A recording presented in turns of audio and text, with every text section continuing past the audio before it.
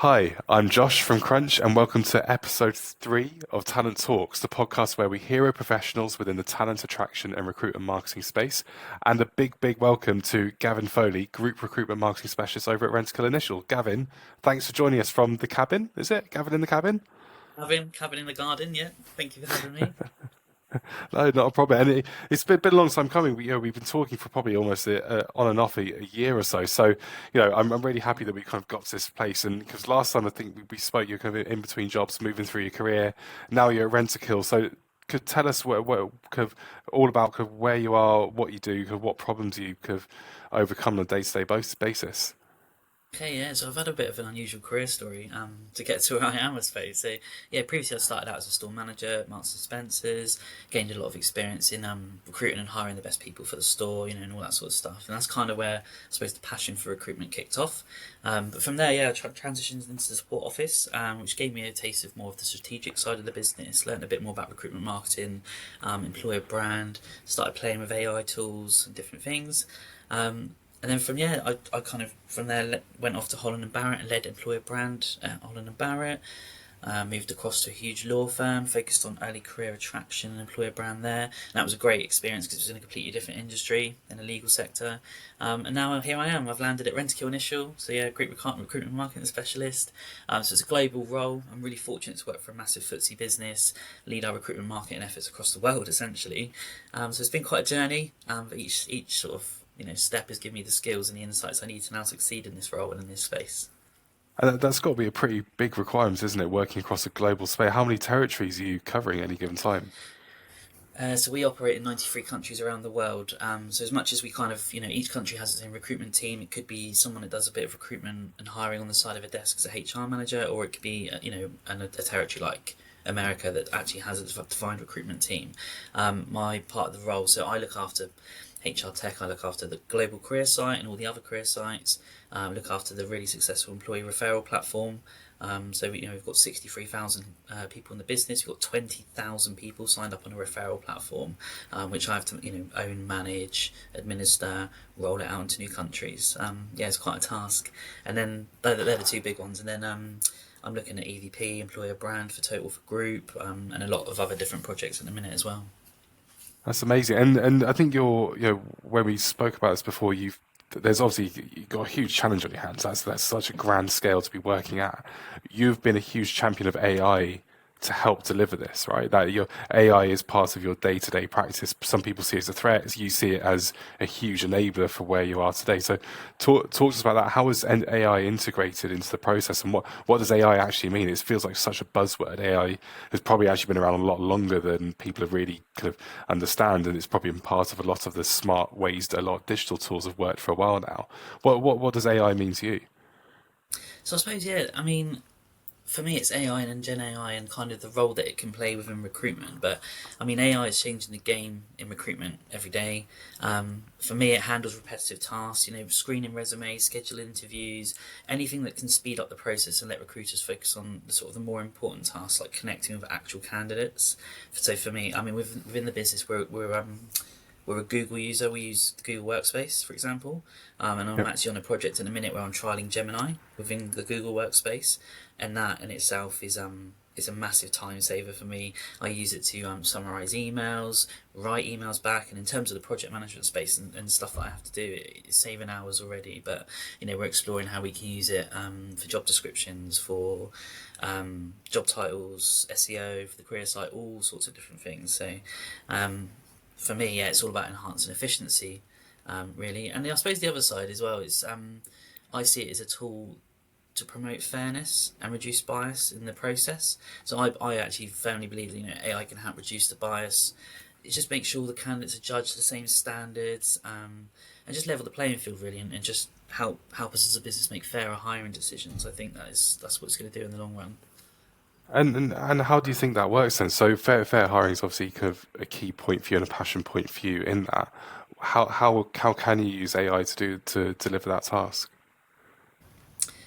It's gonna really it just I believe it removes sort of some of if you're going to remove all unconscious bias, but it's definitely going to remove some of the unconscious bias from decision making. So from the when a recruiter first picks up a CV and looks at it, people have unconscious bias just literally around how many words are on the page, or has someone formatted the sentence correctly, or how many spelling mistakes are there. The first stage, AI would remove all of that, parse your resume, serve up the best people matched on skills and experience, and etc. etc. So, I mean, for me, it's what tools are there in the AI field, and how can I use them to remove unconscious bias from any part of our process?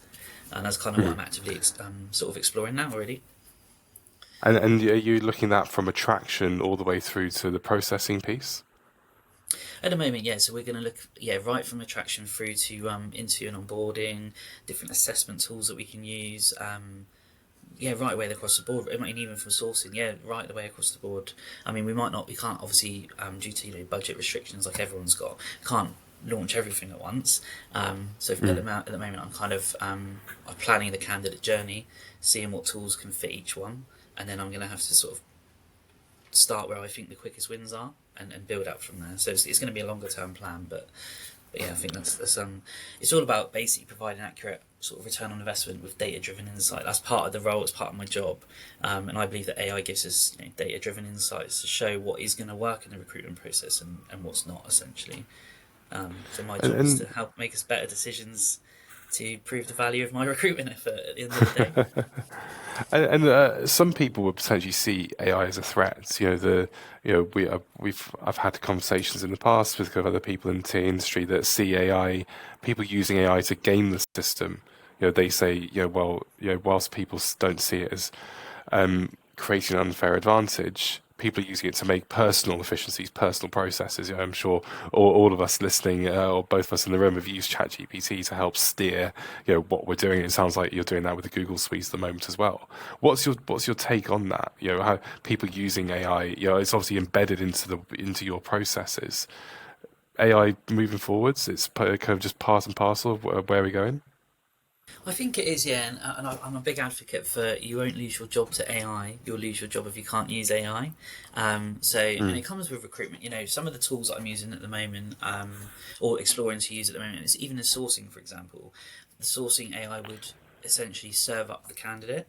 The best candidate for that job based on skills and experience is still going to need a human to review that information and either thumbs up or decline that to train the AI that actually a different person is relevant for that role. So it's not that people are going to lose their job to AI. I think we all need to just embrace it. It's not going anywhere.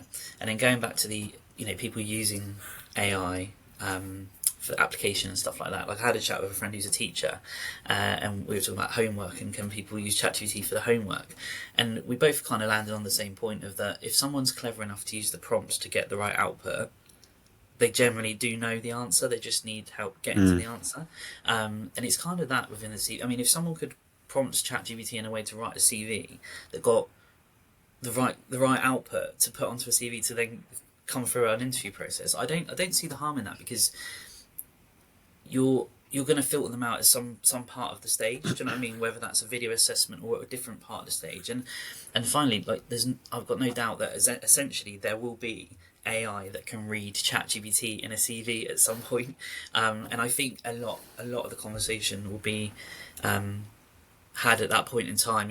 We'll be able to eliminate people from the process that have been identified as using AI for their process. Do you think integrating AI throughout the process is too much? I know a lot of recruiters, a lot of TA specialists at the moment are, ultimately we're in a people business. There's that age-old people by people, and to keep people engaged, having someone to pick up the phone, having hiring managers pick up the phone, ring that person. Do you still see kind of elements like that featuring within your process? Do you still see that as a necessity, or do you think AI can automate the process to such an extent that you can cut a lot of that out? You can automate a lot of that contact for yourself. Yeah, there's two parts to it. So I mean, I quite like the idea that AI will, rather than someone like sourcing and actually like trying to handpick the right candidates, we can use AI to give us the candidates we want to speak to. We still want the human to go out and speak to that person. In the first instance, you'd want that human conversation. Alternatively, we could use a chatbot, we could use generative AI to kind of have that conversation with a candidate. And once they're through the first stage, then we add the human. It's all about making it efficient for the recruiter, so that we're getting the maximum out of them. So the candidates that they are interacting with are the candidates that we want to go through the process and go on to be hired. Because at the moment, a lot of time is spent on candidates that you might have a 15-minute conversation with, but they're never going to get the job. And it's kind of just eradicating that from the process. And how much impact can you see AI is having as part of the process? Obviously, kind of, I imagine when you first started off in high street agency and kind of came through those ranks, AI wouldn't have been such a big factor, right? It wasn't part of the process. So how can you see the benefits of having AI as part of that process? I suppose longer term, I mean, I see the benefits in that we've kind of vetted candidates to a point in time where we can almost statistically tell you that they're going to be good because of what AI is telling us, and also like the AI is going to learn over a period of time. I was saying earlier about the sourcing tool. If the sourcing tool that we're looking at, if you thumbs up and thumbs down, the AI will learn that that's not the right candidate for the job. So the next time when we run a search for the same job profile or we've uploaded a job description, in theory it will serve up different candidates that are more relevant for that role. So it can only improve the business, because we're going to essentially end up hiring like the most qualified people for the role. It's fascinating. I think it's really interesting to see how kind of you've embraced AI as part of that process, and you are generating genuine efficiencies within your own role, and I'm assuming within the teams that you're able to run as well. Are you able to run this? It might sound quite almost corporate, but are you able to run this on much leaner teams because of the use of AI to deliver the work? Essentially, yeah. Or do you So still need the I people mean, power behind it? it depends on the amount of volume I suppose you're hiring for. So within our team, like in the group function in the business, we might only have 50, 60 roles on, probably one or two recruiters. But I mean, going forwards, there won't be that much interaction. So again, we're not removing the human, but it will provide cost benefits to the business that we can spend money on other things because we won't need as many people. So I think lower down, in terms of sourcing, I think it will impact like frontline recruiters and sourcers. And I think the skill set might have to change to people that can use AI, but then people that are good at talking to other people to have that second stage before they go on to the actual process and stuff. But yeah, so I think you can. It'll be run on a much leaner team, but you'll always need a team. So for the people that don't quite agree with AI, the job's not going. It just means that we might have to do it a little bit different. The machines aren't stealing our jobs. It's not Skynet around the No, yeah, corner. yeah. And what do you think the challenges are for people to try and adopt this? Is it a level? Is it the level of understanding? Is it budget availability? How well, obviously you can make efficiencies once it's put in place, but adopting it, how challenging is that for teams down the country or globally? Yeah, it's quite tricky. I mean, you do need a fair bit of stakeholder management and influencing skill to launch something like this. But I'd say, yeah, it's kind of, if like you said, like if you buy into it and you're enthusiastic about it, it kind of rubs off on other people. So I mean, there's going to be people in the team that are more averse to AI, that now, because I'm talking about it in our meetings and I'm showing, telling, and proving the ROI on it, people are coming around and they're asking me questions like, how can we learn about this? How, like, where can we be involved? And it's fascinating to see, really. And I think going back to ChatGPT, because within the first week of it, I kind of picked up on it, started trialing it, started playing with it. And for anyone out there that hasn't used AI before, just open ChatGPT, the free version, just start having a play. I mean, that's kind of how I started, and now I talk about it and use it as a day-to-day part of the job. So yeah, that's my message, really.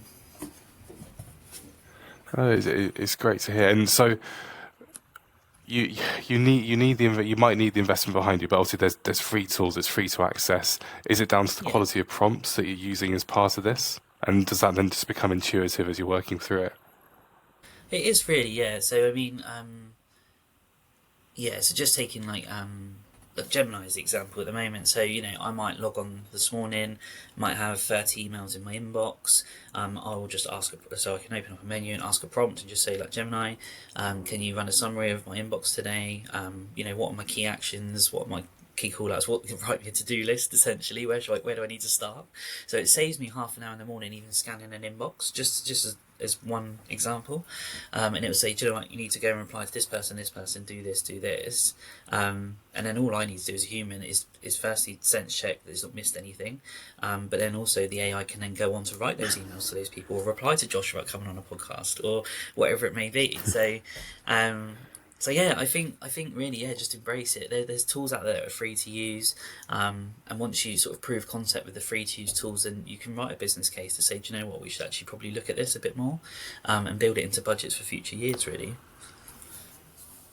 And you've been able to use AI not just in your day-to-day role, but you've also got personal ventures on the side. Do you want to take 2 minutes just to talk about kind of how you've been able to use AI, obviously not just in the Rentokil space, but kind of for the job board space that you're driving on a personal level? Yeah, so I actually follow like a sort of influencer on LinkedIn, and essentially, what I learned was a series of prompts to kind of come up with a side hustle that didn't take any time out of your day job that you could do on the sofa in the evening. And I had quite a few actually. I think one of them, I kind of was even park on my drive was a good one. So I now use AI. I ran a Facebook group. I've now got a parking, because I live near a cruise terminal. I do a parking thing on my driveway. So AI basically writes all the content and my posts for that go out automatically. So that's quite a good one.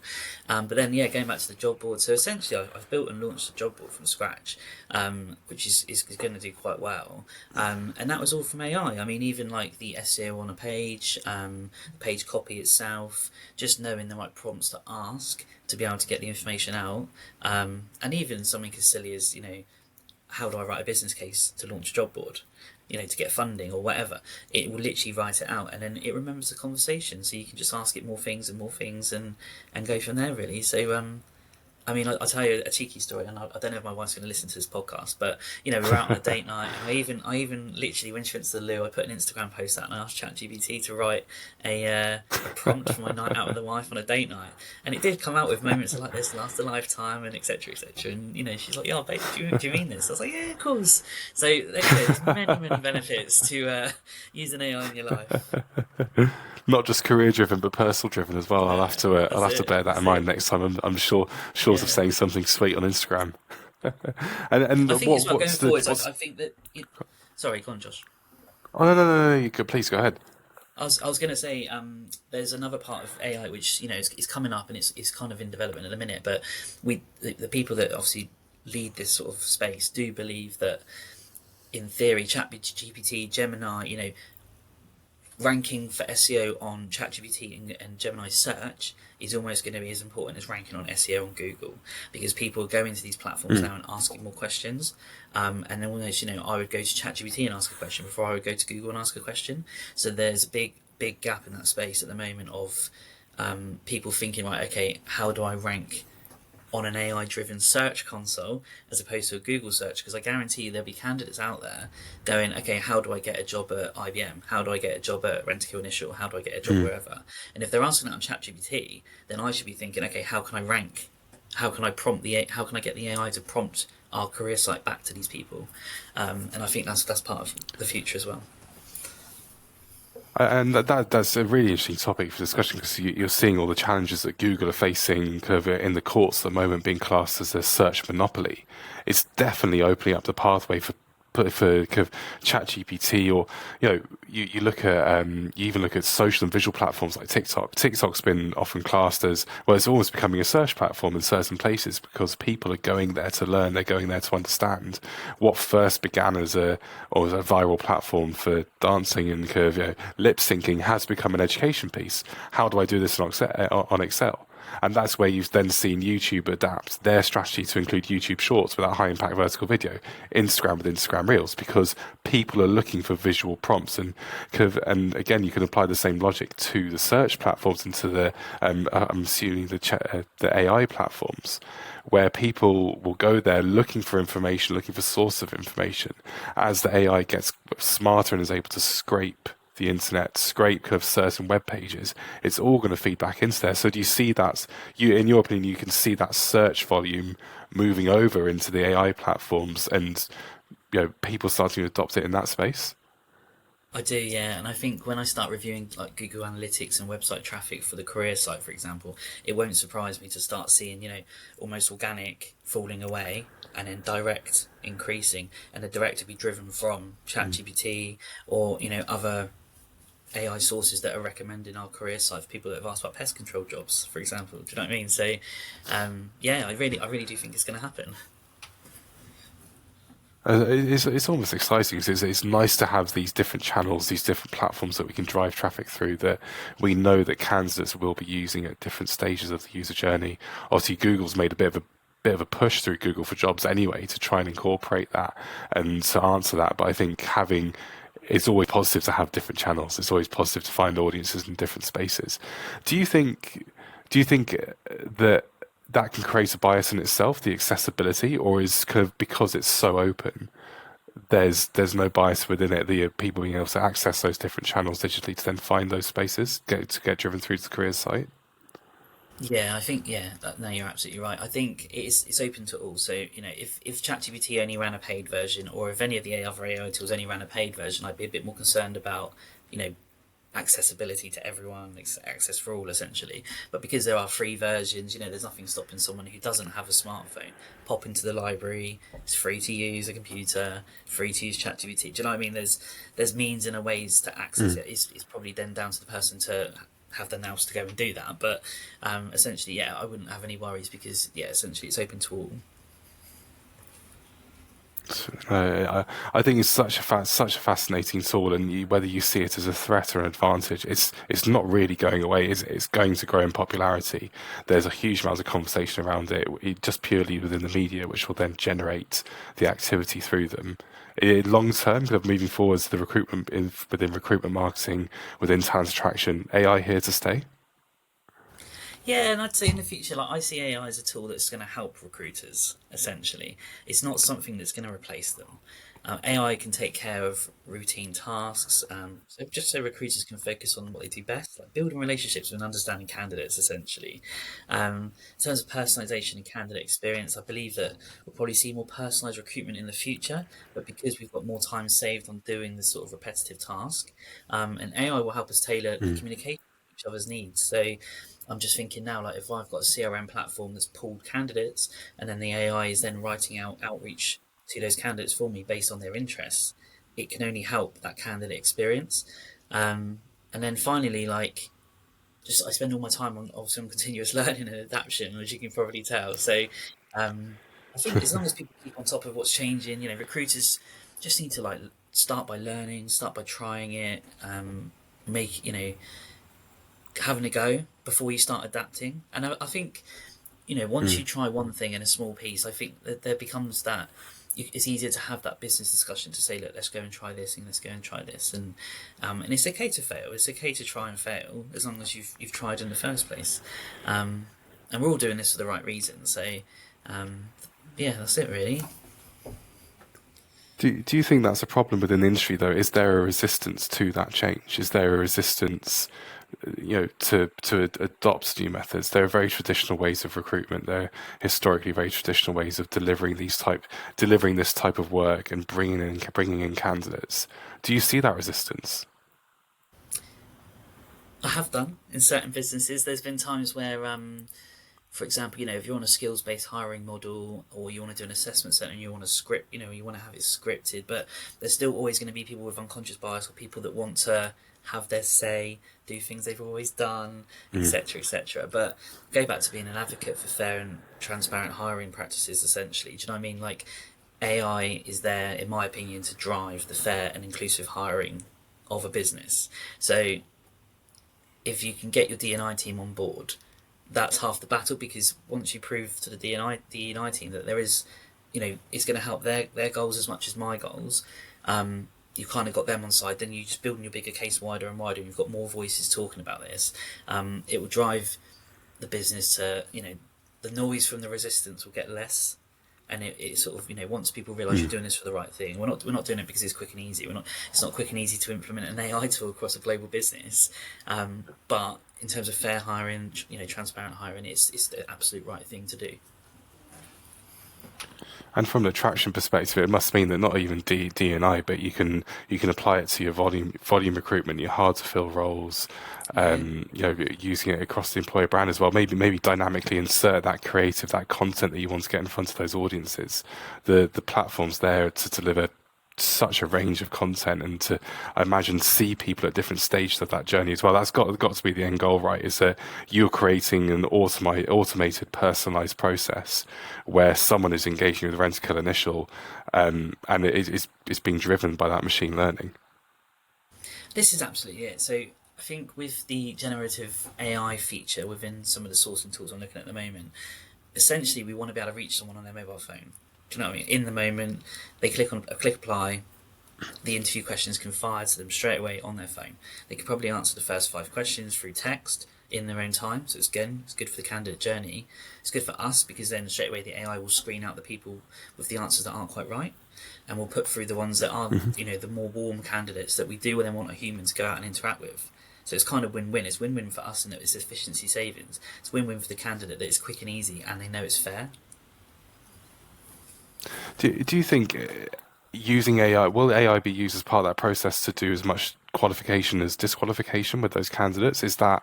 Could that be a problem down the line without kind of having, I guess, the emotional rationale to kind of have a considered approach? Or again, it's smart enough to know what's right, what's wrong?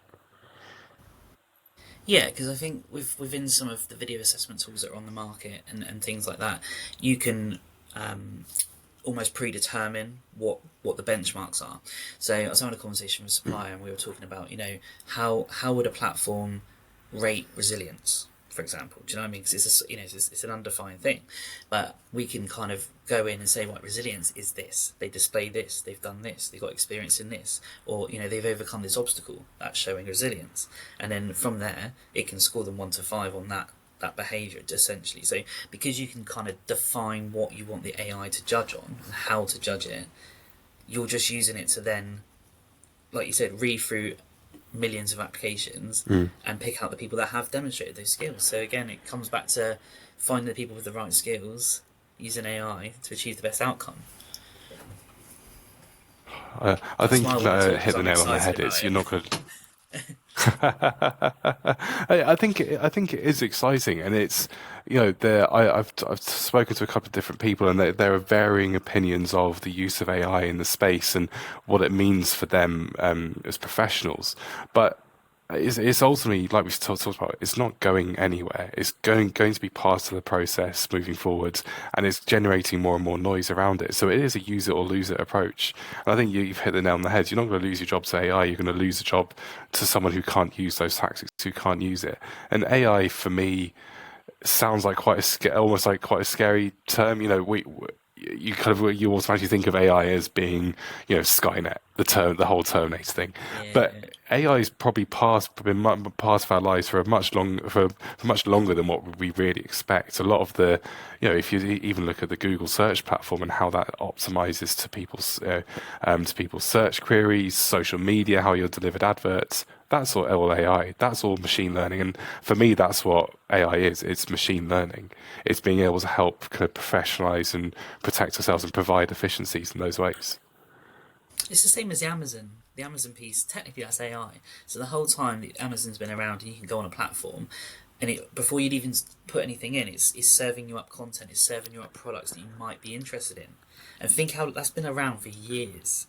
So really, like you said, it's in part and parcel of everyday life. It's just that because of the way it's kind of spoken about and having the two capital AI letters, it's seen as a really scary thing. When in theory, it really isn't. I think if ChatGPT just presented all the text in one lump, it'd almost feel less kind of like the creature is lurking Yeah, in the background. yeah. That I think that even just having the ability, the function to show the content being typed out as you're going along, almost creates this intrigue, doesn't it? It's like, oh my God, this this robot, this machine is learning, is adapting, is speaking to me. When in reality, the content's probably already there. Like that, it could churn it out. Yeah. But it's just that, it's the way it's presented. Well, it's quite, it's quite a clever piece of branding, really, how they presented tools like ChatGPT, which comes across as being so intuitive. What I like about ChatGPT the most is the conversational aspect as well. So imagine, if I gave it the prompt as, acting as an employer branding recruitment marketing specialist, I've got this idea. What do you think about this? It will literally come up with, that's the idea, da, da, da, okay. And I'll go back, okay, based on that, I think, let's have a look at this. What do you think about this? And it's having that conversation with someone that is then actually someone like me, because most of us work in a business where there aren't many of us like us that talk about the same language, which is why it's nice to talk to people like you, Josh, because we talk about the same thing and we understand. Whereas in most businesses in TA and within employer brand and recruitment marketing, it's and everyone will agree, it's you're kind of talking to yourself a lot of the time because you're educating people in what we do. So yeah, I see ChatGPT. It's just nice to have brainstorm ideas with and stuff. So and some of them will be crazy, some of them will be really good. And I think just to round us off, we were talking for a good half hour now. So, if you had one final statement to say on AI, what would it be? What would it be? What's next? Oh, what's next for AI? I think So I would just go back to in the future. Yeah, I mean AI is going to be here. It's here to help recruiters. It's not here to take over recruitment. It's not here to take our jobs. Essentially, that is always going to need to be a human element in recruitment, especially. I just think that it's here. We need to embrace it and make life as quick and as simple as possible for ourselves, because there's not an endless amount of hours in a day. So the more time we can put back into our lives actually doing meaningful work and strategic work is only going to help us all in the long run. So embrace it for personal effectiveness. Don't run away from it. And that, yeah, exactly. Brilliant. Well, Gavin, thank you so much for your time. It's been fascinating to listen to your thoughts on AI and how you're implementing it across the TA journey and across your recruitment marketing. Thank you so much for joining. I hope you enjoyed. Yeah, it's brilliant. Yeah, thank you for having me. Not a problem. Well, thank you so much to anyone who listened. This will be going up on all the streaming channels and audio channels too. Thank you very much again to Gavin, and I'll see you on the next episode. Thank you very much.